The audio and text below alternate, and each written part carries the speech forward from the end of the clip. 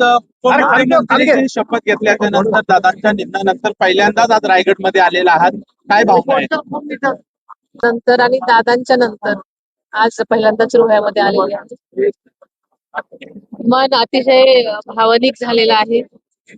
कारण याच्यापूर्वी आदरणीय दादांशिवाय त्यांचे परममित्र आदरणीय सुनील तटकरे यांनी कार्यक्रम घेतलेलेच नव्हते आणि आज त्यांनी तोच पायंडा मलाही इकडे बोलवून पुढे तसाच सुरू ठेवलेला आहे.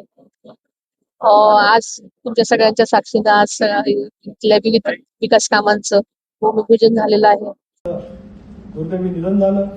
आज जिल्हा परिषदेमध्ये आम्ही सगळेजण सत्यवतीवर म्हणून उपाध्यक्ष असतील, समाज कल्याण सभापती असतील, सुधा घारे असतील, आम्ही सर्वांनी मिळून त्यांना प्रचंड मेहनत घेतली आणि दादांच्या नावलौकिकेला साजेल असं या जिल्ह्यामध्ये यश मिळवण्यामध्ये आम्हाला यशस्वीता मिळाली. नगरपालिकेमध्ये सुद्धा आम्ही यश त्या ठिकाणी मिळू शकलो.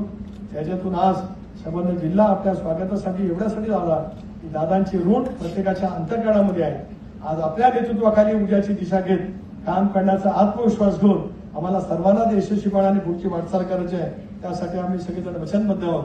एवढंच आजच्या कार्यक्रमाच्या प्रसंगी या ठिकाणी सांगतो आणि मला विश्वास आहे आजची सुरुवात आहे बहिणींच्या हस्ते. मी सांगितलं की त्या दिवशी बारामतीमध्ये म्हटलं आता बंगालमध्ये जरी परिवर्तन झालं तरी ममताजींची ओळख ममता दिदी म्हणून झाली. मायावती मुख्यमंत्री राहिल्या त्यांची ओळख बहीण मायावतीची झाली. जयललिता तामिळनाडूच्या मुख्यमंत्री झाल्या त्यांची ओळख अम्मा म्हणून त्या ठिकाणी झाली. महाराष्ट्रामध्ये सुद्धा प्रतिभाताईंपासून सगळ्यांनी आपापल्या पद्धतीने महाराष्ट्रामध्ये नेतृत्व त्या ठिकाणी निर्माण केलं. राज्यातल्या आणि देशातल्या पहिल्या बहिणी कोण आहेत तर त्या सुनेत्र वहिनी आहेत. याचा आम्हाला अंतःकरणापासून अभिमान त्या ठिकाणी आहे. वहिनीचं नातं, वहिनीचं प्रेम, दूरदृष्टी, कुटुंब वसलपणा आणि उद्याच्या दृष्टिकोनातून आपल्याला यशस्वीपणाने वाटचाल करायची असेल तर या मनोनिग्रहातून वाटचाल करण्यासाठी आम्ही सर्वजण आपल्या सोबतच आपल्या नेतृत्वाखाली त्या ठिकाणी वाटचाल करणार आहोत. तेच प्रेम, तेच आशीर्वाद, तीच ताकद आम्हाला सर्वांनाच विकासामुख काढण्यासाठी सतत मिळत राहावी एवढीच अपेक्षा, एवढ्याच भावना आजच्या या कार्यक्रमाच्या निमित्ताने या ठिकाणी व्यक्त करतो.